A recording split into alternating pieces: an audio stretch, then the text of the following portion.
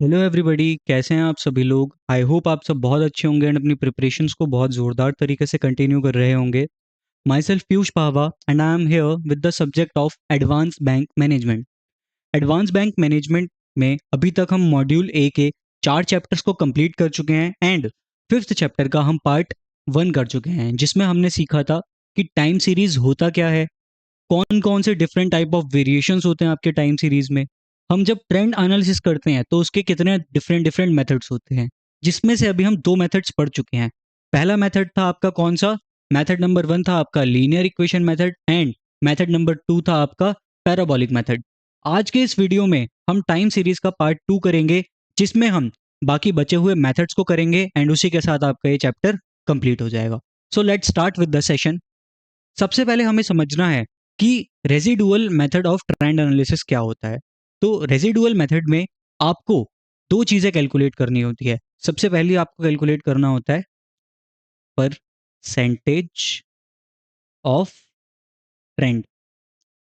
Percentage of trend कैसे calculate होता है? Y actual divided by Y cap into 100। और दूसरी चीज़ आपको क्या कैलकुलेट करनी होती है? Residual percentage. वो कैसे निकलती है? 100 माइनस परसेंटेज ऑफ ट्रेंड। अब वाई कैप कैसे निकलता है? वाई कैप का कैलकुलेशन हम ऑलरेडी सीख चुके हैं कल वाले सेशन में। उसमें हमने पढ़ा था वाई कैप होता है आपका ए प्लस बी एक्स के इक्वल्स, जहाँ पर आपका बी होता है summation of x Y divided by summation of X square और ए होता है आपका वाई बार के इक्वल्स। अब हम इसका एक एग्जांपल लेते हैं और उसी के साथ हम रेजिडुअल मेथड को और ज़्यादा क्लैरिटी से समझ पाएंगे। तो सबसे पहले हम लेते हैं ईयर, जिसे हम टी से डिनोट करते हैं। तो इसे मैं डायरेक्टली टी से ही डिनोट डिनोट कर देता हूँ, टी। उसके बाद हम लेते हैं अपना वाई। के बाद हम कैलकुलेट करते हैं, हम हाँ सबसे पहले हम देखते हैं कि एन कितना है। अगर आपका एन पॉजिटिव होता है तो हम यहाँ पे क्या लेते हैं, हम यहाँ पे पहले सी को कैलकुलेट करते हैं, उसके बाद हम एक्स को कैलकुलेट करते हैं। एंड अगर हमारा जो एन जो होता है वो ऑड होता है, वो इवन की जगह क्या होता है आपका ऑड होता है, तो हम क्या करते हैं डायरेक्टली एक्स को कैलकुलेट करते हैं। कैसे? टी माइनस एम से। तो सबसे पहले हम यहाँ तक ही अपनी इक्वेशन को बना लेते हैं। तो टी है हमारा 2001, 2002, 2003, 2004 एंड 2005। इससे जो आपका एन निकल कर आया वो निकल कर आया 5। 1 2 3 4 और 5, तो एन आपका 5 निकल कर आया।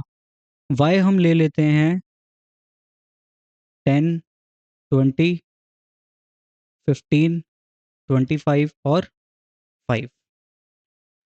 उसके बाद ओके, तो समेशन ऑफ वाई आपका कितना हो जाएगा? 10 प्लस 20 प्लस 15 प्लस 25 प्लस 5।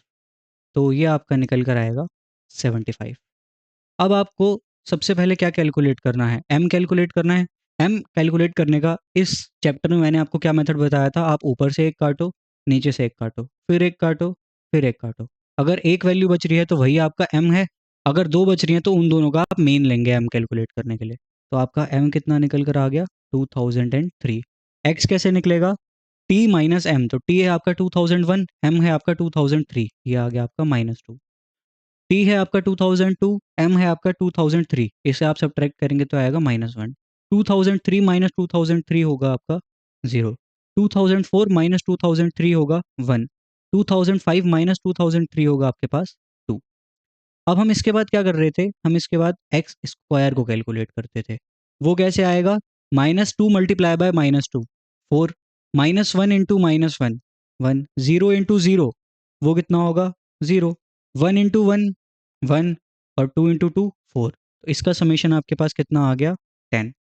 उसके बाद हम क्या कैलकुलेट करते थे? उसके बाद हम कैलकुलेट करते थे, जस्ट अ सेकंड, उसके बाद हम कैलकुलेट करते थे एक्स वाई को।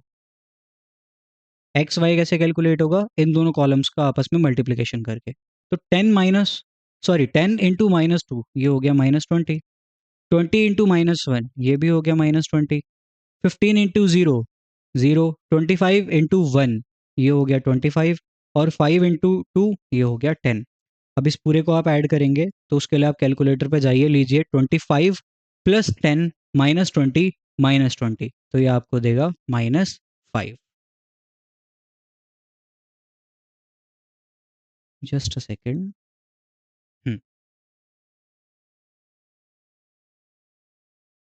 उसके बाद आपको कैलकुलेट करना है, देखिए हमें सबसे पहले क्या कैलकुलेट करना था, वाई हम कर चुके हैं, summation of Y, X square हम कर चुके हैं, एक्स वाई हम कर चुके हैं। तो अब हमें क्या लेना है यहाँ पे, हमें अब डायरेक्टली कैलकुलेट करना है ट्रेंड लाइन को। तो ट्रेंड लाइन आपकी कैसे कैलकुलेट होती है, Y cap is equals to A plus B X. अब यहाँ पर आपका बी कैसे निकल कर आएगा, बी निकल कर आएगा summation of x Y divided by summation of X से। समेशन ऑफ एक्स वाई आपका कितना है -5, समेशन ऑफ एक्स आपका कितना है 10, तो ये आपको कितना दे देगा, ये आपको देगा -0.5। ए आपको कितना देगा, ए आपको देगा वाई बार क्या होगा, summation of Y divided by N, यानी 75 डिवाइडेड बाय 5, वो कितना आ गया आपके पास 15।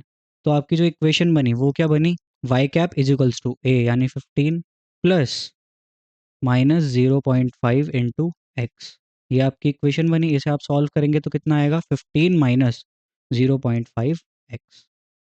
अब आपको क्या करना है, सभी के सभी टी के रिस्पेक्ट में आपको वाई कैप कैलकुलेट करना है, सभी के सभी टी के रिस्पेक्ट में आपको वाई कैप कैलकुलेट करना है। तो वो किस तरीके से करेंगे, हम नेक्स्ट पेज पे फिर से अपने कॉलम्स को ड्रॉ करते हैं। सबसे पहले हमारे पास टी, टी क्या है 2001, 2002, 2003, 2004 एंड 2005। इसके सामने इसका y लिखा है, एक्चुअल y जो है हमारे पास, एक्चुअल y आपको कितना गिवन है 10, 20, 15, 25 और 5। एक्चुअल y आपका कितना हो गया 10, 20, 15, 25 और 5।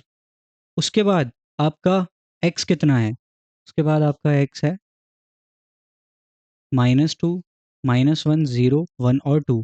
हम यहाँ पर x को ऑलरेडी कैलकुलेट कर चुके हैं, आप एक बार रेफरेंस भी देख सकते हैं। उसके बाद अब हमें यहाँ पर क्या कैलकुलेट करना है, हमें यहाँ पर कैलकुलेट करना है वाई कैप। वाई कैप कैसे कैलकुलेट होगा, उसकी इक्वेशन हम ऑलरेडी बना के आए हैं, वो है 15 - 0.5 एक्स। तो देखिए जब आप टी जब आपका टी 2001 है तब वाई कैप की वैल्यू क्या होगी, तब आपके वाई कैप की वैल्यू होगी 15 - 0.5 इंटू -2। तो ये आपका कितना निकल कर आएगा 15 माइनस -1, तो ये आपको 16 देगा, ये आपको कितना देगा 16। उसके बाद जब आपका टी जो है 2002 है तब वाई कैप की वैल्यू कितनी होगी, वो होगी 15 - 0.5 इंटू -1, तो ये आपको कितना देगा 15 -0.5। तो जब आपका ब्रैकेट ओपन होगा तो माइनस और माइनस का साइन है, ये ऐड हो जाएगा, ये कितना बनेगा 15.5। जब आपका टी की वैल्यू 2003 है तब आपका वाई कैप कितना बनेगा 15 - 0.5 इंटू 0, क्योंकि अब यहाँ पर एक्स की वैल्यू पुट करनी है, एक्स की वैल्यू यहाँ पे 0 है, तो ये आपको देगा 15 - 0 इज इक्वल्स टू 15। उसके बाद जब आपके टी की वैल्यू 2004 है तब आपके एक्स की वैल्यू 1 है, तो यहाँ पर आपका कितना आएगा 15 - 0.5 इंटू 1, यानी 15 - 0.5 वो होगा 14.5। जब t की वैल्यू 2005 है तब x की वैल्यू 2 होगी, तो y कैप कैसे निकलेगा 15 - 0.5 इंटू 2, यानी 15 - 1 इज इक्वल्स टू 14। अब हमें क्या कैलकुलेट करना है, अब हमें कैलकुलेट करना है परसेंटेज ऑफ ट्रेंड। अब हमें क्या कैलकुलेट करना है परसेंटेज ऑफ ट्रेंड। वो कैसे निकलता है y actual divided bye y cap into 100। तो y एक्चुअल आपका कितना है 10 और y कैप कितना है 16। तो आप क्या लेंगे कैलकुलेटर पे लेंगे 10 divided by 16, is equals to का बटन दबाइए, फिर इंटू 100 करके इज इक्वल्स टू का बटन दबाइए, तो ये आपको कितना देगा 62.5%। जब आपका टी की वैल्यू 2002 है, तब आपका कितना आएगा ये परसेंटेज ऑफ ट्रेंड, तब आपका वाई है 20 और वाई कैप है आपका 15.5, तब वो आपका कैसे निकलेगा 20 divided by 15.5 is equals to फिर मल्टीप्लाई बाय 100, तो ये आपको कैलकुलेटर पे देगा 129.03%। उसके बाद जब आपका टी की वैल्यू कितनी है 2003 है, तब आपका ये कितना आएगा 15 डिवाइडेड बाय 15 इंटू 100, तो वो आपको 100% देगा। जब आपके टी की वैल्यू 2004 है, तभी आपको कितना देगा 25 divided by 14.5, 25 divided by 14.5 is equals to का बटन, फिर इंटू 100, फिर इज इक्वल्स टू का बटन, तो ये आपको देगा 172.41%। जब आपके टी की वैल्यू 2003 है, तब आपका वाई है 5 और आपका वाई कैप है 14, तो आपको किस तरीके से कैलकुलेट करना है, कैलकुलेटर पे जाइए, लीजिए 5 divided by 14 is equals to का बटन दबाइए, फिर कीजिए मल्टीप्लाई बाय 100, फिर इज इक्वल्स टू का बटन, तो ये आपको देगा 35.71%। और अगर आपको क्या निकालना है, रेजिडुअल परसेंटेज निकालना है, तो वो आप कैसे निकालेंगे 100 माइनस ये वाला, ये जो आपका पूरा कॉलम है, तो इस कॉलम को हम ए मार्क कर लेते हैं लेट्स सपोज, तो 100 माइनस ए, तो इसे अगर आप कैलकुलेट करेंगे तो यहाँ से आपके पास रेजिडुअल परसेंटेज भी आ जाएगी। इसी के साथ हमारा जो रेजिडुअल परसेंटेज है, residual percentage method of trend analysis है, वो इसके साथ हमारा ख़त्म होता है। Now we will move on to the next method. Next method के लिए सबसे पहले हमें यह समझना होगा कि मूविंग एवरेज क्या होता है। तो देखिए, मूविंग एवरेज जो होते हैं आपके, वो बहुत अलग अलग होते हैं। आपका 3 ईयर मूविंग एवरेज भी होता है, आपका 4 ईयर मूविंग एवरेज भी होता है, आपका 5 ईयर मूविंग एवरेज भी होता है, 7 ईयर मूविंग एवरेज भी होता है। बट जो आपका कोर्स है, उसमें आपको सिर्फ 4 डिजिट, क्या है आपका सिर्फ 4 डिजिट मूविंग एवरेज है, जिसे हम 4 ईयर मूविंग एवरेज भी कहते हैं।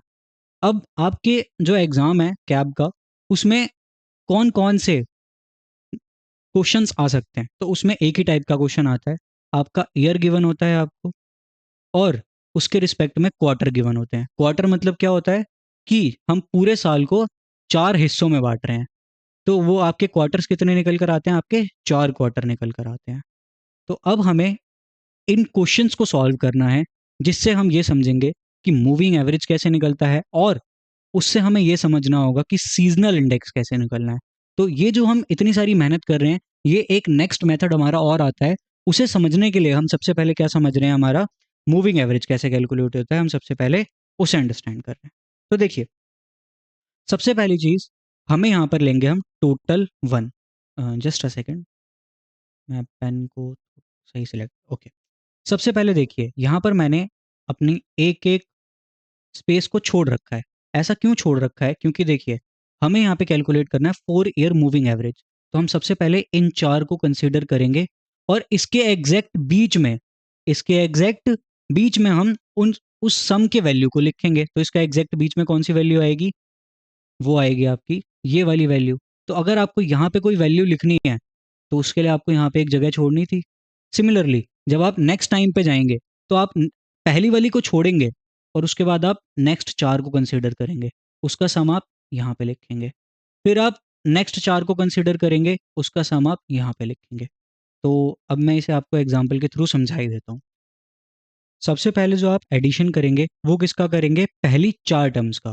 पहले आप सबसे पहले किसका एडिशन करेंगे, पहली 4 टर्म्स का। वो कितना है 100, 170, 130 और 120। उसे आप कहाँ लिखेंगे, यहाँ पर। तो वो आपका कितना आएगा 100 प्लस 170 प्लस 130 प्लस 120, वो आपका आ रहा है 520। तो 520 को आप लिखेंगे यहाँ पर। उसके बाद आप क्या करेंगे, सबसे ऊपर वाले जो अभी आपने कंसीडर किया था 4 वैल्यूज, उसमें सबसे ऊपर वाली वैल्यू को आप छोड़ देंगे, और नेक्स्ट वैल्यू को कंसीडर करेंगे। सबसे ऊपर वाली को आप छोड़ देंगे, और नेक्स्ट वैल्यू को आप कंसीडर करेंगे। तो अब आपको इन 4 वैल्यूज का सम लेना है, और आपको लिखना है यहाँ पर, यहाँ। तो वो आपका कितना आएगा 170 प्लस 130 प्लस 120 प्लस 50, तो वो आपका आ रहा है 470।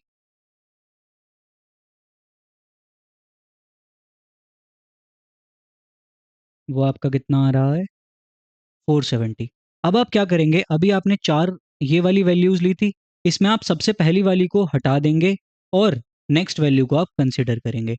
तो अब आप इन चार का ऐड करेंगे, किसका? 130 प्लस 120 प्लस 50 प्लस 320। तो ये आपका कितना आएगा?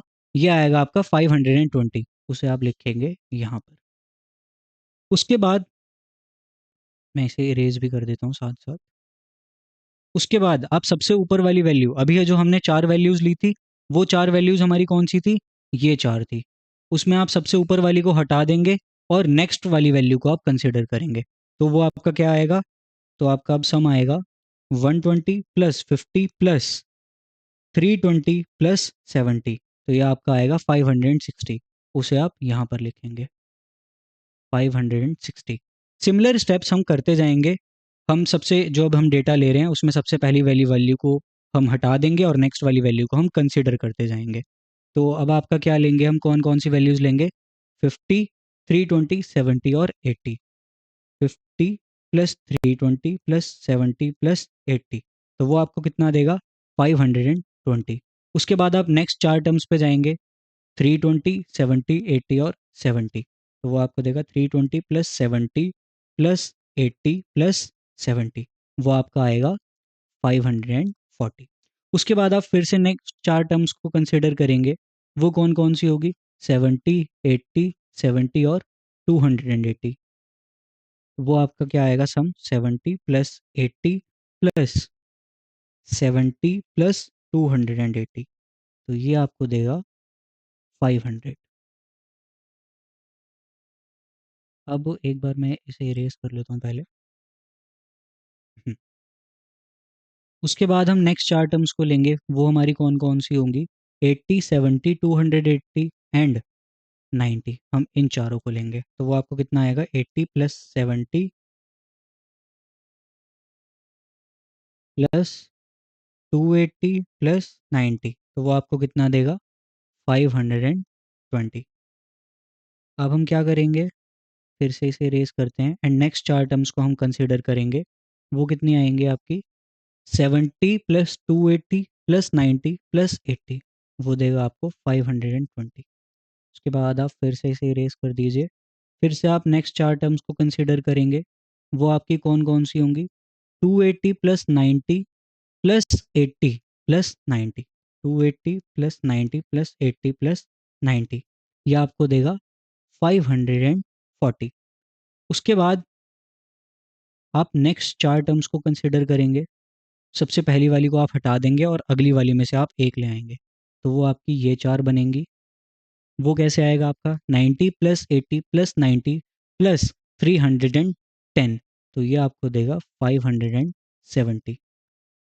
उसके बाद आप क्या करेंगे, फिर से फर्स्ट वाली टर्म को हटाएंगे और अगले वाली टर्म को हम कंसिडर करेंगे। तो वो कैसे आएगा आपका? 80 प्लस 90 प्लस 310 प्लस 50। तो वो आपको देगा 530। उसके बाद आप सेम प्रोसेस को दोबारा रिपीट करेंगे। तो आपका वो कैसे आएगा? आप 80 को हटाएंगे और 30 को कंसीडर करेंगे। तो ये आपका कितना आएगा? 90 प्लस 310 प्लस 50 प्लस 30। ये आपका कितना आ गया? 480। अब देखिए 480 तक तो आ गया हमारे पास, लेकिन अब दिक्कत हमारे पास ये हो गई है कि अगर हम 90 को हटाते हैं तो हमारे पास सिर्फ तीन टर्म्स बचेंगी। तो इसके बाद करना पॉसिबल नहीं है। तो यहीं तक आपका पहले वाला जो डेटा है वो उसे हम यहीं तक रोक देंगे। अब उसके बाद हम क्या करेंगे, ये हमारा निकल कर आया क्या? टोटल 1। ये हमारा क्या निकल कर आया? टोटल 1। उसके बाद हमें सीखना है कैलकुलेशन करना, किसका? एवरेज वन का, जो हमारा है स्टेप 2। एवरेज वन हम कैसे कैलकुलेट करते हैं? एवरेज वन हम कैलकुलेट करते हैं टोटल वन डिवाइडेड बाय 4। मैं इसे आपको साथ में लिख के भी बता देता हूँ। एवरेज वन आपका कैलकुलेट होगा टोटल वन डिवाइडेड बाय 4। तो सबसे पहले आप क्या करेंगे, 520 डिवाइडेड बाय 4 वो कितना होगा आपके पास 310। 470 डिवाइडेड बाय 4 वो कितना आएगा 117.5। 520 divided by 4 130। 560 divided by 4 140। 520 divided by 4 130। 540 divided by 4 135। 500 divided by 4 125। 520 divided by 4 130। 520 divided by 4 130। 540 divided by 4 135। 570 divided by 4 145, sorry 142.5। 530 divided by 4 132.5 और 480 डिवाइडेड बाय 4 होता है आपका 120। अब आपको क्या करना है, अब आपको निकालना है टोटल टू। तो टोटल टू आप कैसे करेंगे, टोटल टू आप करेंगे पहले इन दोनों का सम यहाँ पे लिखेंगे, फिर आप इन दोनों का सम यहाँ पर लिखेंगे, फिर आप इन दोनों का सम यहाँ पर लिखेंगे, फिर आप इन दोनों का सम यहाँ पर लिखेंगे, फिर आप इन दोनों का सम यहाँ पर लिखेंगे। उस तरीके से आप टोटल टू को कैलकुलेट करेंगे। तो मैं आपको वो भी कैलकुलेट करना दिखा देता हूँ, जस्ट अ सेकेंड।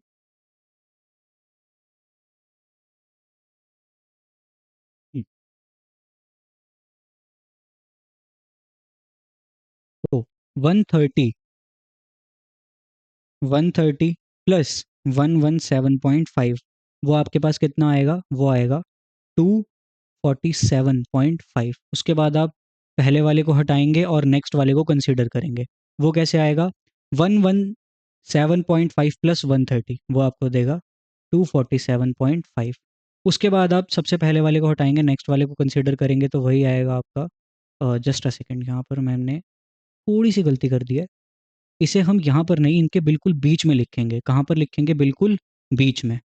तो जो आपका हमें ये कंसिडर करना था 117.5 प्लस 130, उसे हम यहाँ पर लिखेंगे 247.5। उसके बाद 130 प्लस 140 ये होता है आपका 270। फिर से 140 प्लस 130 ये भी होगा आपका 270। 130 प्लस 135 ये होगा आपके पास 265। 135 प्लस 125 ये होगा 260। 125 प्लस 130 ये होगा 255। 130 प्लस 130 260। 130 प्लस 135 265। 135 प्लस 142.5 ये होगा 277.5। उसके बाद 142.5 प्लस 132.5 ये होगा 275। उसके बाद 135, सॉरी 132.5 प्लस 120 ये होगा आपका 252.5। अब आपको क्या करना है, एवरेज टू निकालना है। एवरेज टू आपका कैसे निकलेगा उसे भी मैं आपको लिख के बता देता हूँ। एवरेज टू आपका निकलेगा total two divided by two. तो ये जो आपका टोटल टू है, इसे आप डिवाइड करेंगे टू से, उससे आपका क्या निकल कर आएगा, एवरेज टू। तो अब हम उसे कैलकुलेट करते हैं। 247.5 डिवाइडेड बाय टू ये आपका होगा 123.75। उसके बाद आपका क्या है, 247.5 divided by two 123.75। 270 divided by two ये होगा आपका 135। 270 divided by two 135। 265 divided by two 132.5। 260 divided by two ये होगा आपका 130। 255 डिवाइडेड बाय टू ये होगा 127.5। 260 divided by two 130। 265 divided by two 132.5।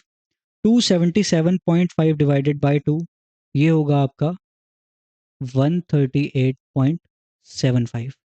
275 divided by two ये होगा आपका 137.5। 252.5 डिवाइडेड बाय 2, ये निकल कर आएगा आपका 126.25। अब आपको क्या कैलकुलेट करना है, अब आपको कैलकुलेट करना है एसआई। एसआई आपका क्या होगा, जो आपकी एक्चुअल वैल्यू थी, यहाँ पर मैंने आपका बुक्स लिखा है बट मैं आपको इसका भी एक फॉर्मूला लिख के बता देता हूँ डायरेक्टली, ताकि आपके लिए ईजी हो जाए। एसआई आपका कैसे निकलेगा, actual value divided by step 4, यानी स्टेप 4 हमारा क्या है, एवरेज 2, तो इसे मैं एवरेज 2 ही लिख देता हूँ directly. Actual value divided by average 2 into 100, इससे आपका क्या निकलेगा, ऐसा ही निकलेगा। तो देखिए, सबसे पहला हमारे पास पहली वाली जो पहला क्वार्टर है, पहले क्वार्टर के लिए तो हमारे पास एवरेज 2 है ही नहीं, दूसरे क्वार्टर के लिए भी हमारे पास एवरेज 2 है ही नहीं, तो इसके लिए हमारा ऐसा ही निकल ही नहीं सकता। बट तीसरे क्वार्टर के लिए क्या हमारे पास एवरेज 2 है, बिल्कुल है। तो हम क्या करेंगे, तीसरे क्वार्टर से कैलकुलेट करना शुरू करेंगे। तो वो हमारा कैसे निकलेगा, 130, क्योंकि एक्चुअल वैल्यू 130 है, 130 डिवाइडेड बाय 123.75, तो आप इसके बाद इजिकल्स टू का बटन दबाइए, फिर मल्टीप्लाई का बटन दबा के 100 का बटन दबाइए। ये आपको कितना देगा, एस आई की वैल्यू, ये आपको देगा 105.05। उसके बाद नेक्स्ट फोर्थ क्वार्टर में आपका क्या है, 120 है एक्चुअल वैल्यू, और एवरेज टू है आपका 123.75। तो आप कैलकुलेटर पे लीजिए 120 divided by 123.75 is equals to का बटन, फिर मल्टीप्लाई बाय 100, तो ये आपको कितना देगा, 96.97। उसके बाद आपका जो ये क्वार्टर 1 है 2002 का, इसकी एक्चुअल वैल्यू है 50 और इसका एवरेज 2 है 135।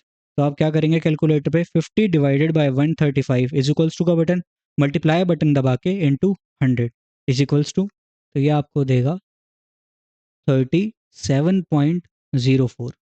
उसके बाद आपका है 320 है आपकी एक्चुअल वैल्यू, और आपका एवरेज कितना है, एवरेज है आपका 130। तो आप कैलकुलेट करेंगे कैसे, 320 divided by 135 is equals to का बटन, मल्टीप्लाई दबा के 100, फिर से इज इक्वल्स टू का बटन, तो ये आपको कितना देगा, 237.04। उसके बाद आप क्या कैलकुलेट करेंगे, 2002 के थर्ड क्वार्टर के लिए, तो वो आपका कैसे आएगा, 70 divided by 132.5, 70 divided by 132.5 is equals to, multiply का बटन दबा के 100, फिर से इज इक्वल्स टू, तो आपको ये कैलकुलेटर पे क्या दे रहा है, 52.83। उसके बाद आप क्या लेंगे, क्वार्टर 4 के लिए जाएंगे, तो वो है 80 डिवाइडेड बाय 130, तो 80 divided by 130 is equals to का बटन, मल्टीप्लाई दबा के 100, फिर से इज इक्वल्स टू का बटन, तो ये आपको कितना दे रहा है, 61.54। उसके बाद 70 divided by 127.5, 70 divided by 127.5 is equals to का बटन, मल्टीप्लाई दबा के 100, फिर से इज इक्वल्स टू का बटन, तो ये आपको कितना देगा, 54.90। उसके बाद है आपका 280 और 130, तो 280 divided by 130 is equals to का बटन, मल्टीप्लाई दबा के 100 इज इक्वल्स टू का बटन, ये आपको कितना दे रहा है, 215.38। उसके बाद यहाँ पे है आपका 90 और यहाँ पे है आपका 132.5, तो 90 divided by 132.5 is equals to का बटन, जस्ट अ सेकेंड, हाँ, 90 divided by 132.5 is equals to का बटन, मल्टीप्लाई दबा के 100 इज इक्वल्स टू का बटन, तो ये आपको कितना देगा, 67.92। उसके बाद है आपका 80 और 138.75, तो आप कैलकुलेटर पे लीजिए, 80 divided by 138.75 is equals to, multiply दबा के 100, फिर से इज इक्वल्स टू, तो ये आपको कितना देगा, 57.66। उसके बाद है आपका 90 और यहाँ पर है 137.5, तो 90 divided by 137.5 is equals to का बटन, मल्टीप्लाई दबा के 100, फिर से इज इक्वल्स टू का बटन, तो ये आपको कितना देगा, 65.45। उसके बाद है आपका 310 और 126.25, तो 310 divided by 126.25 is equals to का बटन, मल्टीप्लाई दबा के 100, फिर से इज इक्वल्स टू का बटन, तो ये आपको कितना देगा, ये आपको देगा 245.54। अब इसमें आप देखिए, क्वार्टर नंबर 3 और क्वार्टर नंबर 4 के लिए हमारे पास एक्चुअल वैल्यू तो है बट एवरेज 2 नहीं है, तो हम इन्हें भी कैलकुलेट नहीं कर सकते।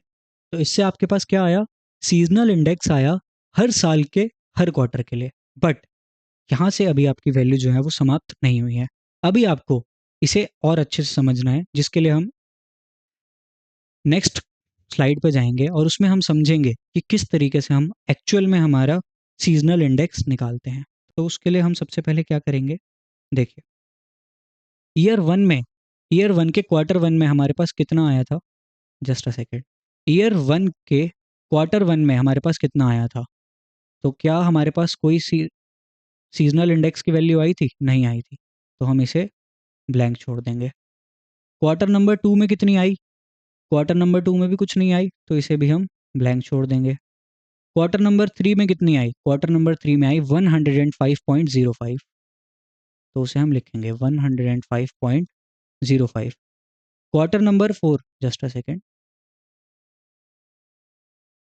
जी, क्वार्टर नंबर 4 में कितनी आई थी 96.97, तो हम उसे भी यहाँ पर लिखेंगे 96.97।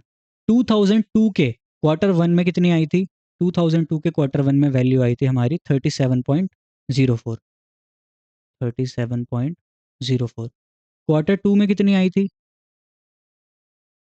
तो क्वार्टर टू में हमारी आई थी 237.04, 237.04। क्वार्टर नंबर 3 में कितनी आई थी, क्वार्टर नंबर 3 में आई थी 52.83, 52.83। क्वार्टर नंबर 4 में कितनी आई थी 61.54, तो यहाँ पे आप लिखेंगे 61.54। उसके बाद क्वार्टर नंबर, सॉरी 2003 के क्वार्टर नंबर 1 में कितनी आई 54.90, कितनी आई थी 54.90, 54.90। क्वार्टर नंबर 2 में कितनी आई 215.38, 215.38।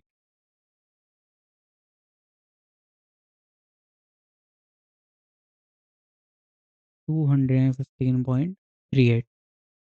फिर क्वार्टर नंबर 3 में 2003 के क्वार्टर नंबर 3 में वैल्यू थी 67.92, 67.92।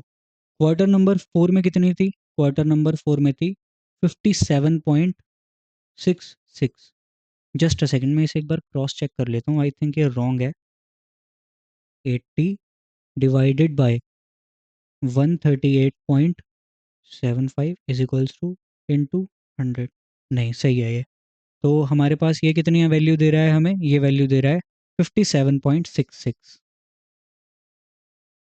57.66। उसके बाद 2004 के क्वार्टर वन में थी 65.45, 65.45। क्वार्टर नंबर 2 में कितनी थी, क्वार्टर नंबर 2 में थी आपकी 245.54, 245.54। उसके बाद आपका quarter number 3 and quarter number 4 में कोई भी वैल्यू नहीं थी।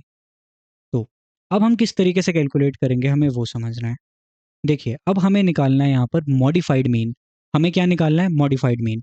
मॉडिफाइड मीन निकालने के लिए हम पता है क्या करते हैं, सबसे बड़ी वैल्यू को इग्नोर करते हैं और सबसे छोटी वैल्यू को इग्नोर करते हैं। तो क्वार्टर वन में हम क्या करेंगे, सबसे बड़ी वैल्यू को इग्नोर करेंगे और सबसे छोटी वैल्यू को इग्नोर करेंगे, और बाकी जितनी वैल्यूज आएंगी उसका हम मीन लेंगे। क्या लेंगे, मीन। सबसे छोटी वैल्यू क्या है 37.04, इसे इग्नोर करेंगे। सबसे बड़ी कितनी है 65.45। उसके अलावा आपके पास कितनी वैल्यू बच रही है, एक ही वैल्यू बच रही है, तो यही आपका मीन होगा। उसके बाद यहाँ पर सबसे बड़ी वैल्यू कितनी है, यहाँ पर सबसे बड़ी वैल्यू है आपकी 245.54, इसे आप इग्नोर करेंगे। सबसे छोटी वैल्यू कितनी है 215.38, इसे आप इग्नोर करेंगे। बची आपकी ये वाली वैल्यू, इसे आप कंसिडर करेंगे एज अ मॉडिफाइड मीन। अब अगर यहाँ पर आपकी दो वैल्यूज बचती तो आप पता क्या करते, उन दोनों वैल्यूज को ऐड करते और फिर डिवाइडेड बाय 2 करते, क्यों, मीन निकालने के लिए। लेकिन सिर्फ एक ही वैल्यू है तो वही आपका मॉडिफाइड मीन है।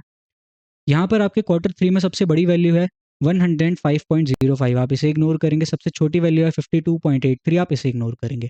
जो वैल्यू बची वही आपका क्या है, मॉडिफाइड मीन, तो वो है आपका 67.92। Q4 में सबसे बड़ी वैल्यू है आपकी 96.97, इसे इग्नोर करेंगे। सबसे छोटी वैल्यू है आपकी 57.66, आप इसे इग्नोर करेंगे। और जो वैल्यू बची वो हो गया आपका मॉडिफाइड मीन। अब आप क्या करते हैं, सम ऑफ मॉडिफाइड मीन करते हैं। अब आप क्या करते हैं, सम ऑफ मॉडिफाइड मीन करते हैं, जिसे आप नाम देते हैं total of calculated index. Total of calculated index, तो वो आप कैसे कैलकुलेट करेंगे, इन सब का आप सम करेंगे।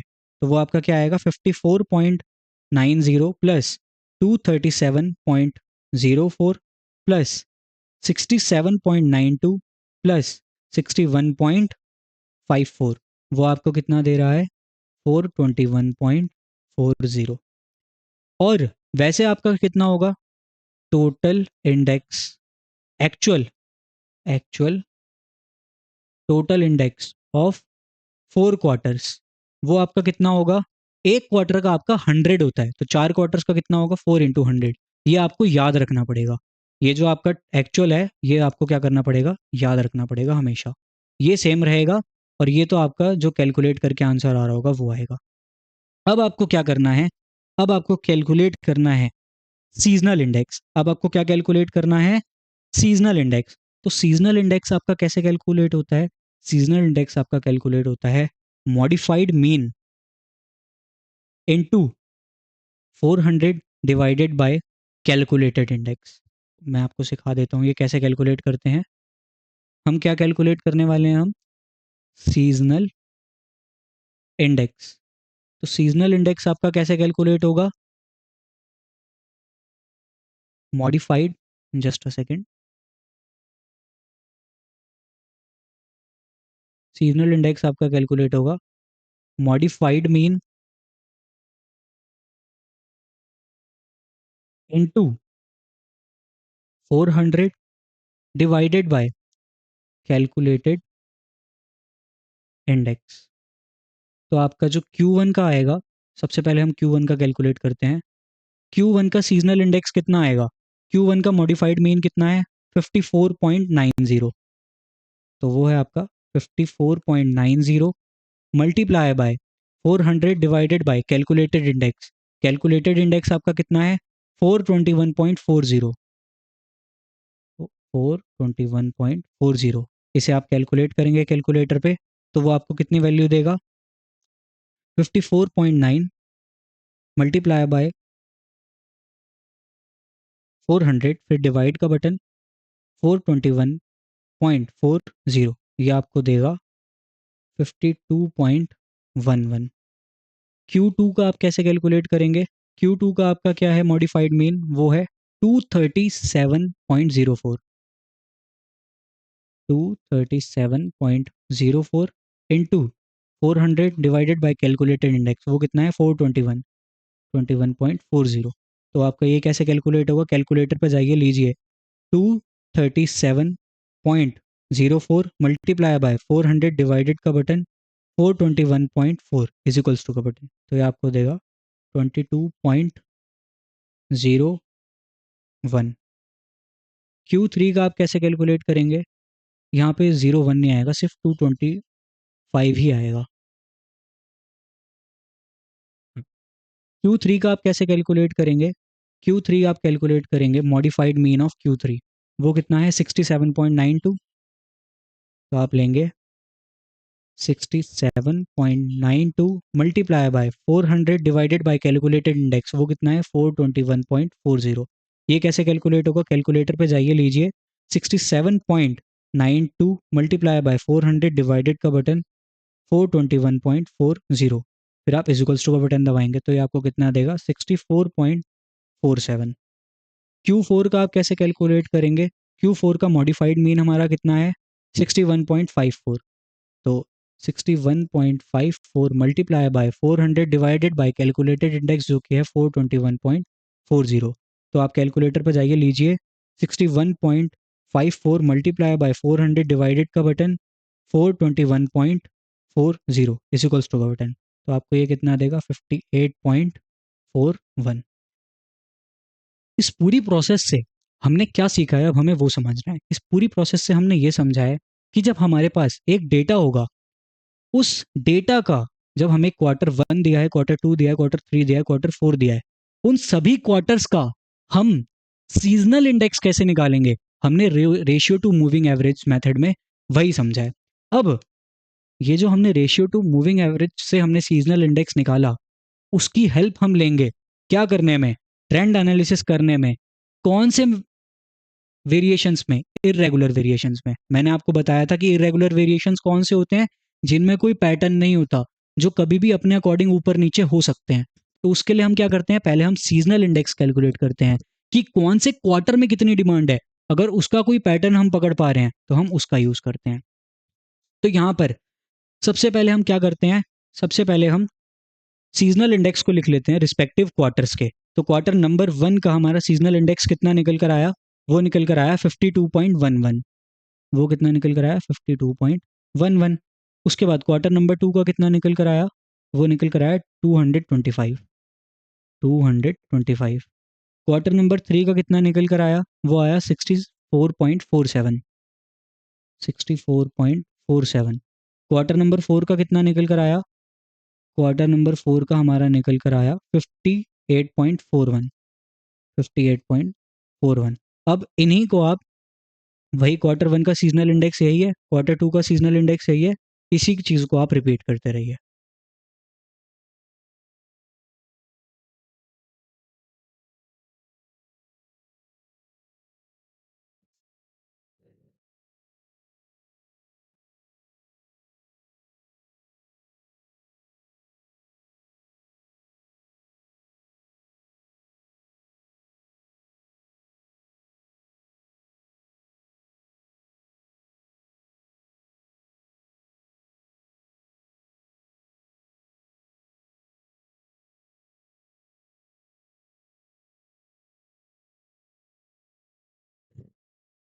अब हमने क्या किया, जो जितने भी क्वार्टर्स थे, क्योंकि देखिए क्वार्टर नंबर 1, 2, 3, 4, इन सभी क्वार्टर्स का सीजनल इंडेक्स हमने हर साल के सामने लिख दिया है।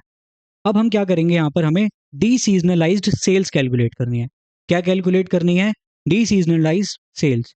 वो क्या होती है हमारी, actual divided bye seasonal index into 100। यहाँ पर इनटू 100 आना रह गया, तो यहाँ पर इनटू 100 आएगा लास्ट में। एक सेकेंड, यहाँ पे थोड़ा सा क्लियर विजिबल हो जाएगा। Actual divided bye seasonal index into 100। अब हमें वही कैलकुलेट करना है। तो सबसे पहले आप क्या लेंगे, सबसे पहले आप 2001 के Q1 के लिए लेंगे, तो वो आपके कैसे आएगा, 100 डिवाइडेड बाय 52.11 इंटू 100। तो ये आपको कितना देगा 192। ये एक्चुअल में आपको कितना दे रहा है 191.90, जो कि आपका, क्योंकि सेल्स जो है वो तो हमेशा एक होल नंबर में होगी, तो हम इसे राउंड ऑफ करके 192 लिख सकते हैं। उसके बाद नेक्स्ट क्वार्टर में आपकी कितनी हो रही है 170, तो आप इसे क्या लेंगे 170 divided by 225 is equals to का बटन, सॉरी, आप क्या लेंगे 170 divided by 225 is equals to का बटन, फिर मल्टीप्लाई दबा के 100, तो ये आपको कितना देगा 76। फिर क्वार्टर नंबर 3 आपका कितना है 130, तो 130 divided by 64.47 is equals to का बटन, मल्टीप्लाई दबा के 100, तो ये आपको कितना देगा 202। उसके बाद क्वार्टर नंबर 4 में 120 है और 58.41 है, तो 120 divided by 58.41 is equals to का बटन मल्टीप्लाई बाय 100, ये आपको कितना देगा 205। उसके बाद 2002 में आ गए, अब हम 2002 के Q1 में हमारा कितना है 50 है, तो 50 divided by 52.11 is equals to multiply by 100 is equals to, तो ये आपको कितना देगा 96। उसके बाद 320 divided by 225 is equals to का बटन मल्टीप्लाई बाय 100, ये आपको कितना देगा 142। उसके बाद 70 डिवाइडेड बाय 64 48.47 इंटू 100, तो ये आपको कितना देगा? 108। हाँ जी, 108 देगा। हम कर क्या रहे हैं? हम कर रहे हैं एक्चुअल, यानी book sold divided by SI into 100। तो अब हम क्या करेंगे? 80 डिवाइडेड बाय 58.41 इंटू 100, तो हम क्या लेंगे? 80 divided by 58.41 is equals to का बटन मल्टीप्लाई बाय 100, फिर से इज इक्वल्स टू का बटन। तो ये आपको कितना देगा? ये आपको देगा 137। उसके बाद 70 divided by 52.11 is equals to का बटन मल्टीप्लाई बाय 100, तो ये आपको कितना देगा? ये आपको देगा 134। उसके बाद 280 डिवाइडेड बाय 225, तो 280 divided by 225 is equals to multiply by 100, तो इससे आपको कितना मिलेगा?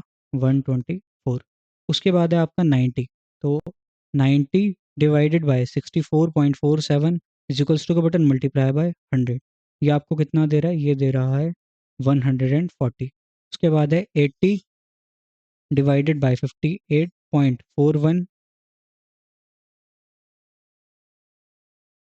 इज इक्वल्स टू का बटन मल्टीप्लाई बाय 100, तो ये आपको कितना देगा? ये आपको देगा 137। उसके बाद हम आ गए 2004 के क्वार्टर नंबर 1 2 3 4 में। उसकी वैल्यूज़ हैं ये, और उसके साथ में उनका सीजनल इंडेक्स ये है। तो हम क्या करेंगे? 90 divided by 52.11 is equals to का बटन मल्टीप्लाई बाय 100, तो ये आपको कितना देगा? 173। उसके बाद 310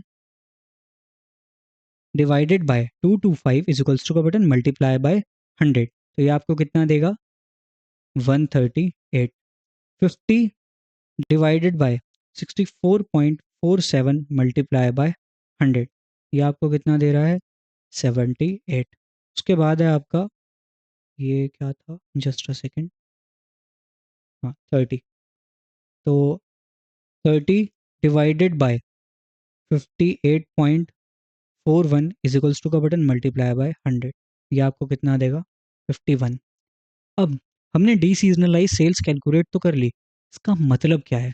तो देखिए, डी सीजनलाइज्ड सेल्स का मतलब ये है कि ये जो हमारे सीजनल इंडेक्स है ना, अगर ये सीजनल इंडेक्स ना होते, अगर ये सीजनल इंडेक्स ना होते, हमारे पास, हमें सिंपली देखना होता कि एक साल में हम किस किस तरीके से अपने बुक्स को सेल कर पा रहे हैं ओवरऑल, वो हमें अगर समझना होता तो हम ऐसे समझते। तो इसके लिए मैं आपको एक और तरीका बता देता हूँ। सिंपल इसकी इंटरप्रिटेशन क्या है? इसकी सिंपल से इंटरप्रिटेशन ये है कि देखिए, यहाँ पर हमारा सीजनल इंडेक्स कितना है? 52.11। उसके बावजूद भी हमने 100 बुक्स बेच दी। अगर ये सीजनल इंडेक्स 100 होता, तब हम कितनी बुक्स बेच पाते? 192। यहाँ पर हमारा सीजनल इंडेक्स है 225, उसके बाद हमने 170 भेजी है। अगर हमारा सीजनल इंडेक्स 100 होता, तब हम कितनी बुक्स बेच पाते? 76। हमें इस तरीके से इंटरप्रेट करना है। और आप अगर एक चीज को नोटिस करेंगे, तो ये जो आपका आ रहा है टोटल बुक्स यहाँ पे जो आपने बेची, और जो आपकी डी सीजनलाइज सेल्स हैं, इसका आप एक बार सम कीजिए। वो कितना आपको देगा? टोटल बुक्स एक्चुअल वाली, वो है 100 प्लस 170 प्लस 130 प्लस 120, ये आपको दे रहा है 520। और डी सीजनलाइज वाला कितना देगा? एक बार चेक करिए। 192 प्लस 76 प्लस 202 प्लस 205, ये आपको कितना दे रहा है? 675। तो इससे आपको एक बात तो क्लियर हो गई कि ये इक्वल नहीं है। ये इक्वल क्यों नहीं है? क्योंकि जो आपका सम ऑफ सीजनल इंडेक्स है ना, वो 100 नहीं है। क्योंकि जो आपका सम ऑफ सीजनल इंडेक्स है, वो 400 नहीं है, सॉरी। क्योंकि एक्चुअल जो आपका बनेगा वो तो 400 बनेगा, लेकिन यहाँ पर आपका सीजनल इंडेक्स का सम 400 नहीं है, वो 400 से ज़्यादा है। इसलिए आपकी जो ये एक्चुअल सेल्स हैं और डी सीजनलाइज सेल्स हैं, ये भी इक्वल नहीं आ रही हैं। अब हमें ये समझना है कि ये जो हमने डी सीजनलाइज सेल्स को कैलकुलेट किया है, इससे हमें आगे ऐसा क्या इंटरप्रेट करना है जिससे हमने ये डी सीजनलाइज सेल्स निकाली हैं। तो देखिए, डी सीजनलाइज सेल्स निकालने का हमें सिंपल सा मतलब ये था कि अब हम ट्रेंड एनालिसिस पे जाने वाले हैं। अब हम किस पे जाने वाले हैं? ट्रेंड एनालिसिस पे। हमने इरेगुलर, जो हमारा ट्रेंड एनालिसिस था, उससे हमने क्या सीखा था इरेगुलर वेरिएशंस में, कि इसके ट्रेंड को एनालिसिस करना बहुत मुश्किल है। इसलिए हमने क्या किया, जो ये अजीब सा एक ट्रेंड था ना, हमने उसे क्वार्टर वाइज ब्रेक किया। क्वार्टर वाइज ब्रेक करके हमने ये समझा कि हर क्वार्टर में हमें कितनी डीसीजनलाइज सेल्स मिल सकती है। अब हम इस ट्रेंड को पकड़ना चाहते हैं कि अगर हमें फ्यूचर में कभी, जैसे मान लीजिए हमें निकालना है 2008 के थर्ड क्वार्टर में, 2008 के थर्ड क्वार्टर में कितनी सेल्स होंगी बुक्स की, तो अगर हमें वो निकालना है तो वो हम कैसे निकालेंगे? इसीलिए हमने इरेगुलर वेरिएशंस के लिए अब हम यहाँ पर ट्रेंड एनालिसिस करने वाले हैं यूजिंग लीनियर मेथड। तो वो हम कैसे कैलकुलेट करेंगे? सबसे पहले हमें यहाँ पर कैलकुलेट करना होगा एन। तो आपका एन कितना है? वो आपका समेशन ऑफ, वो सॉरी, एन होता है आपका टी कितने हैं, तो 1 2 3 4 5 6 7 8 9 10 11 12 13 14 16। तो आपके एन की वैल्यू हो गई कितनी? इसे मैं ज़रा सा एक बार इरेज कर देता हूँ क्योंकि आपको समझ आ गया है। हाँ, तो आपके n की वैल्यू हो गई यहाँ पर 16। उसके बाद हमें क्या निकालना है? यहाँ पर सबसे पहले हमें m निकालना होता है। m कैसे निकलता है? Summation of t divided by n। ये क्या निकलता है हमारा? m। उसके लिए मैंने आपको एक और मेथड बताया कि आप ऊपर से एक काटें, नीचे से एक काटें। तो हम वही चीज़ यहाँ पे यूज़ करेंगे इस चैप्टर में। सिर्फ इसी चैप्टर में ये वाली ट्रिक हमारी यूज़फुल है, और किसी चैप्टर में प्लीज़ ये यूज़ मत कीजिएगा। अब देखिए लास्ट में हमारे पास 2 डिजिट्स बची, इन दोनों का आप एवरेज लेंगे, वो कितना निकल कर आएगा? 8.5। तो आपके m की वैल्यू कितनी हो गई? 8.5। अब यहाँ पर आप देखिए ये आपका डेसिमल में आ रहा है m, तो हम क्या कैलकुलेट करेंगे? c कैलकुलेट करेंगे सबसे पहले। c आपका कैसे निकल कर आएगा? t माइनस एम, यानी 1 माइनस 8.5 कितना होगा? -7.5। 2 माइनस 8.5 कितना होगा? -6.5।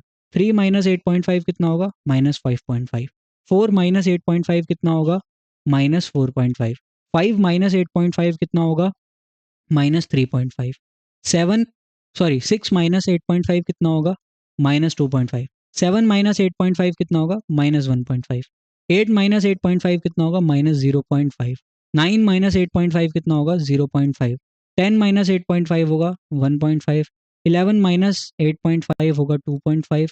12 माइनस 8.5 होगा, जस्ट अ सेकेंड, वो होगा आपके पास 3.5। मैं उसे 8 लिखने वाला था, 3.5।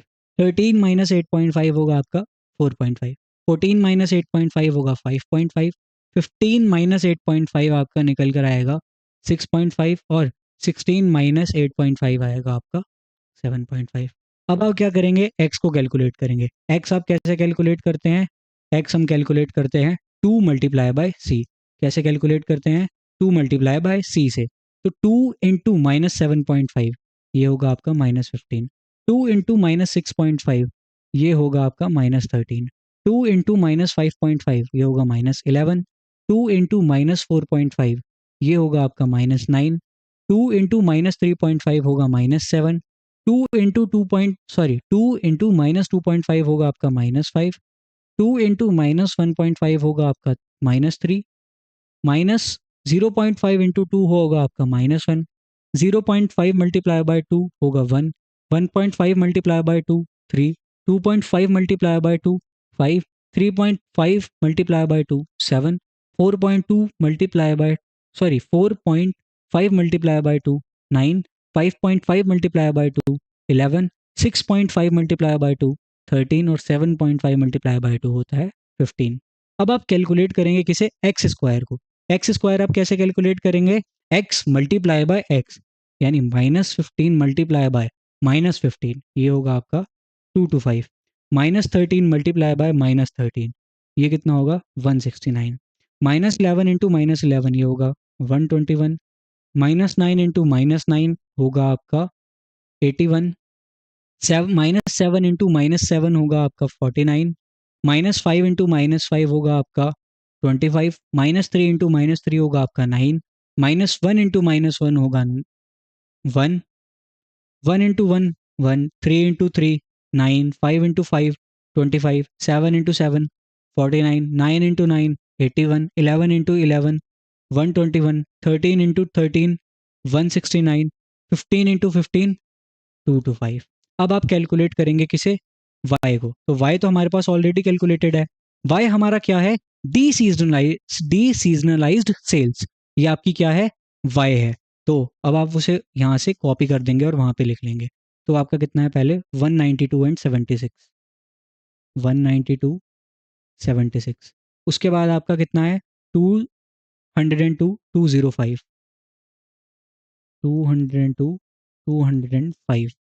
उसके बाद है आपका 96 142 108, 96 142 108। उसके बाद है आपका 137 134 124, 137 134 124।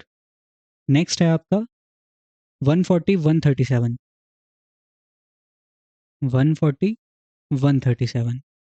उसके बाद है 173 138, 173, सॉरी 137 लिख दिया मैंने उसे 173 की जगह।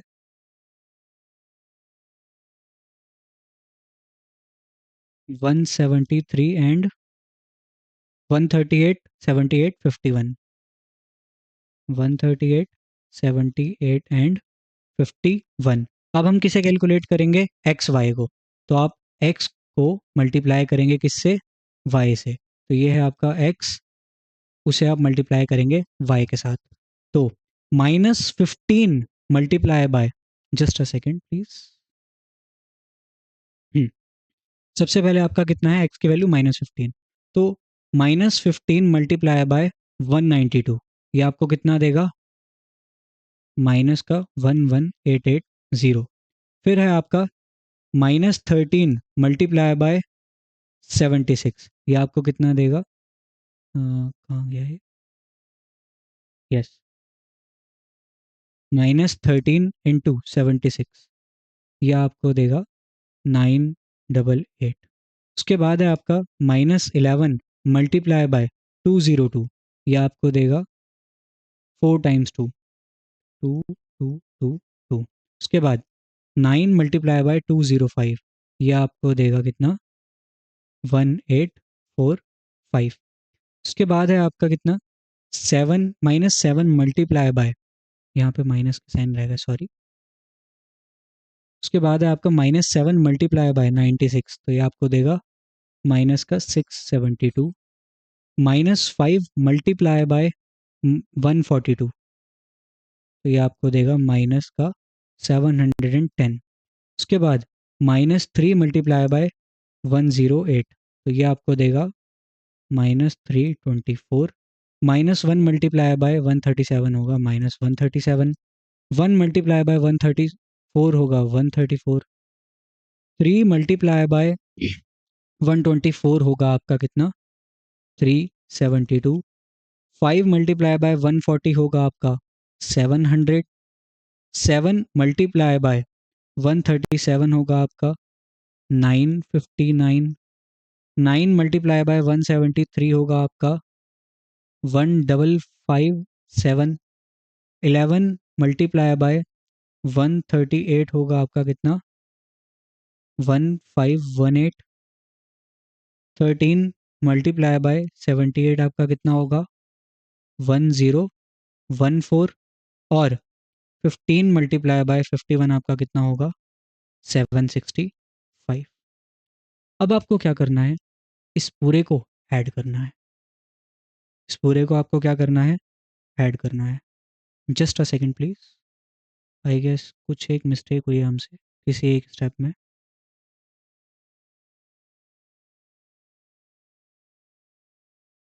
ओके, तो ये जो हमारा सबसे पहला फिगर आ रहा है ना, ये हमारा थोड़ा सा रॉन्ग है, इसे हम सही कर लेते हैं।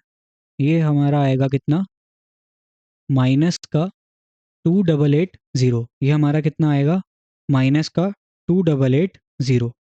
अब हम इस पूरे को ऐड करेंगे तभी हमारे पास वैल्यूज़ आएंगी। तो सबसे पहले हम क्या निकालेंगे इस पूरे को ऐड करेंगे, उसके लिए आप कैलकुलेटर पे जाइए, लीजिए 765 plus 1014 plus 1518 plus 1557 plus 959 plus 700 plus 372 plus 134 minus 137 minus 324 minus 710 minus 672 minus 1845 minus 2222 minus 988 and minus 2880। तो ये आपको कितना दे रहा है, इसका पूरे का सम, ये आपको पूरे का सम देगा summation of x y is equals to, ये देगा आपको -2759।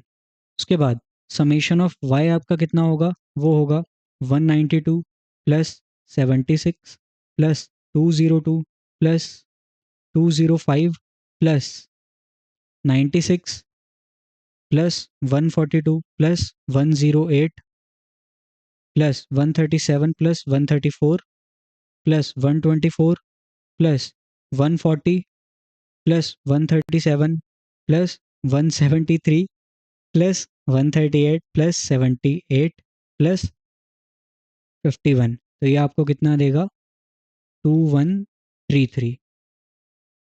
उसके बाद summation of X square, summation of X square आपका कितना आएगा 225 plus 169 plus 121 plus 81 plus 49 plus 25 plus 9 plus 1 plus 1 plus 9 plus 25 plus 49 plus 81 plus 121 plus 169 plus 225। तो ये आपको कितना देगा समेशन एक्स स्क्वायर, ये आपको कितना दे रहा है 1360। अब हमें क्या करना था, ट्रेंड एनालिसिस करना था। तो ट्रेंड एनालिसिस में हम सबसे पहले क्या कैलकुलेट करते हैं, हम कैलकुलेट करते हैं वाई कैप को। वाई कैप कैसे निकलता है, ए प्लस बी एक्स। तो बी आपका कैसे निकलेगा, बी आपका निकलेगा summation of x Y divided by N, sorry summation of X से, summation of x Y divided by summation of X square से। समेशन ऑफ एक्स वाई आपको कितना आ रहा है, समेशन ऑफ एक्स वाई आ रहा है आपका माइनस का 2759। ये आपको कितना देगा, माइनस का 2759 divided by summation of X square, summation of X square है आपका 1360। ये आपका कितना है 1360। इसे अगर आप कैलकुलेट करेंगे तो ये कितना आएगा -2759 divided by 1360 is equals to, तो ये आपको देगा 2.03 माइनस का वो भी। और ए कैसे कैलकुलेट होगा, ए होगा आपका वाई बार, वाई बार कैसे निकलेगा summation of Y divided by n. तो आपका समेशन ऑफ वाई कितना है, समेशन ऑफ वाई है आपका 2133, समेशन ऑफ वाई है आपका 2133 डिवाइडेड बाय एन यानी डिवाइडेड बाय 16। तो ये आपका कितना आएगा 2133 divided by 16 is equals to 133.31। तो इससे आपके क्या आ जाएगी, इक्वेशन आ जाएगी किसकी, वाई कैप की। वो कितनी आएगी 133.31 प्लस माइनस 2.03 एक्स। इसे अगर आप खोलेंगे तो ये कितना बनेगा 133.31 माइनस 2.03 एक्स। अब अगर आपको कभी फ्यूचर में क्या कैलकुलेट करना हुआ, जैसे हम एक एग्जांपल ले रहे थे कि आपको 2008 का, आपको क्या करना है 2004 की जगह आपको 2008 की थर्ड क्वार्टर की सेल्स कैलकुलेट करनी है। तो उसके लिए आप सबसे पहले क्या कैलकुलेट करेंगे, उसके लिए आप सबसे पहले जाएंगे अपने एक्स पे जाएंगे। तो एक्स आपका यहाँ पर कितना है, फोर्थ क्वार्टर पे यहाँ पे 15 आ रहा है, 15 के बाद आएगा 17, 17 के बाद 19, 21, 23, 23 से आपका कहाँ जाएगा, देखिए 2000 जब आपका 23 आ रहा है ना, तो 23 पे आपके कितनी निकल कर आ रही है, 23 पे आपके निकल कर आ रहा है 2005। उसके बाद 31 पे आपका लास्ट निकलेगा 2006, 39 पे आपका निकलेगा 2007। तो जब आपका 2008 का थर्ड क्वार्टर होगा वो आपका होगा 41, 43, 45। तो आपका थर्ड क्वार्टर होगा 45, यानी एक्स की वैल्यू तब कितनी होगी 45। तो अगर हमें ये कैलकुलेट करना है कि तब हमारे सेल्स कितनी होंगी, तो वो हम कैसे कैलकुलेट करेंगे, y cap is equals to 133.31 minus 2.03 into x. X की वैल्यू अभी हमने कितनी निकाली, एक्स की वैल्यू हमने निकाली अभी 45 इंटू 45। इसे कैलकुलेट करके आपके पास सेल्स आ जाएंगी। कब की सेल्स आएंगी, 2008 के थर्ड क्वार्टर की। अब हमने ये 45 कैसे निकाला, मैं आपको एक बार वो समझा देता हूँ। देखिए, जब आपका 2003 का लास्ट क्वार्टर था, कहाँ गया पेन हमारा, ये रहा। जब हमारा 2003 का फोर्थ क्वार्टर था, तब हमारी कितनी थी, 7 था एक्स। जब 2004 का फोर्थ क्वार्टर आया, तब हमारी 15 हो गई, यानी +8 हो रहा है हर 4 क्वार्टर्स में। तो ऐसे ही जब आपका 2007 का लास्ट क्वार्टर होगा, 2007 का जब लास्ट क्वार्टर होगा, तो उसमें आपके कितने 8 ऐड हो जाएंगे, 3 8 ऐड हो जाएंगे। तो 15 +8 +8 +8, तो 39 कब आएगा आपका, 2000 के फोर्थ क्वार्टर में। उसके बाद आप +2 +2 +2 करके जाएंगे आप किस पे, 2008 के थर्ड क्वार्टर पे। तो ऐसे आपका हमने x की वैल्यू 45 कैलकुलेट की थी। आई होप आपको समझ आया होगा कि हम किस तरीके से इरेगुलर वेरिएशंस में भी ट्रेंड एनालिसिस को कर सकते हैं। अब हमें आखिरी टॉपिक समझना है इस चैप्टर का, जो कि है हमारा फोरकास्टिंग टेक्निक्स, और इसे कंप्लीट करते ही आपका जो पूरा चैप्टर है वो एंड हो जाएगा। तो देखिए, फोरकास्टिंग टेक्निक्स आपसे क्या कहती हैं। फोरकास्टिंग टेक्निक्स में सबसे पहली टेक्निक है आपके पास ऑटो रिग्रेसिव मॉडल। ये मॉडल आपसे कहता है कि we forecast the variable of interest using linear combination of past values of the variable. The term auto regression indicate that it is a regression of variable against itself. इसका मतलब क्या है कि आपके पास सिर्फ एक ही वेरिएबल होता है, उस एक ही वेरिएबल को आप x मानते हैं, उस एक ही वेरिएबल को आप y मानते हैं, और उसी की आप निकालते हैं रिग्रेशन की इक्वेशन, और रिग्रेशन की इक्वेशन को करके आप इंटरेस्ट कैलकुलेट करते हैं। अगर आपने कभी लोन लिया हो तो आपको लोन पे इंटरेस्ट पे बैक करना होता है, तो वही चीज़ हमें यहाँ पर समझनी होती है। कौन से मॉडल से, ऑटो रिग्रेसिव मॉडल से। हमारा दूसरा मॉडल होता है, यहाँ पर 2 आएगा और यहाँ पर 3 आएगा। जो हमारा दूसरा मॉडल होता है वो होता है moving average model. Moving average model क्या कहता है, it is a common approach for modelling univariate time series. Univariate time series क्या होती है, जहां पर आपका एक वेरिएबल होता है और एक आपका टाइम होता है, एक आपका वेरिएबल होता है और एक आपका टाइम होता है। यहाँ पर आपका टी होगा और यहाँ पर आपका एक्स होगा, जैसा अभी हम पीछे समझ रहे थे, उसे हम क्या कहते हैं, univariate time series. The AR part involves regressing the variable of its own lagged values, यानी जो प्रीवियस में हम वैल्यूज को अभी तक कंसीडर कर चुके हैं उसको एक इक्वेशन में कन्वर्ट करता है हमारा AR part. The MA part involves modelling the error term as linear combination of error terms occurring contemporarily at various times in the past. इसका मतलब क्या है, जो हमारा मूविंग एवरेज मॉडल होता है ना, ये हमसे क्या कहता है कि जो हमसे गलती हो सकती थी किसी भी कॉम्बिनेशन बनाने में, किसी भी इक्वेशन बनाने में, वो जो डिफरेंट डिफरेंट टाइम्स पे हो रही थी, हम उसे भी कंसिडर करके अपने इक्वेशन को बनाएंगे। और लास्ट है आपका मॉडल कौन सा, autoregressive moving average model. जो मॉडल आपसे कहता है कि time series in the terms of two polynomials. इसका मतलब क्या है, हमने एक चीज समझी थी जब हम पैराबोलिक इक्वेशन समझ रहे थे। पैराबोलिक इक्वेशन में हम वहां पर तीन चीजों को लेकर चल रहे थे, a+b+c। वहां पर हमारे पास दो इक्वेशंस आ रही थी। वो जो दो इक्वेशंस होती है ना, उसे हम कहते हैं एक टू पॉलिनोमियल की equation. The first of these polynomials is for autoregression. The second is for moving average. This model is combination of AR and MA model. In this model, the impact of previous lags and residuals are considered to forecast the future values of time series. इसका मतलब क्या है कि इस model में जो previously values हो गई हैं हम उसे भी कंसिडर करते हैं, और जो रेजिडुअल वैल्यूज भी बची हैं हम उन्हें भी कंसिडर करते हैं, और जो एरर के चांसेस थे उन्हें भी कंसिडर करते हैं। और इन सबको कंसिडर करने के बाद ही हम अपनी फाइनल रिग्रेशन की इक्वेशन बनाते हैं to forecast the future values of time series. और इसी के साथ हमारा ये पूरा चैप्टर यहीं पर एंड होता है। आई होप आपको ये वीडियो समझ आई होगी एंड आपको ये पूरा चैप्टर भी बहुत अच्छे से अंडरस्टैंड हुआ होगा। If yes, then please like the video, hit the subscribe button, and please comment down your reviews. Thank you so much everyone.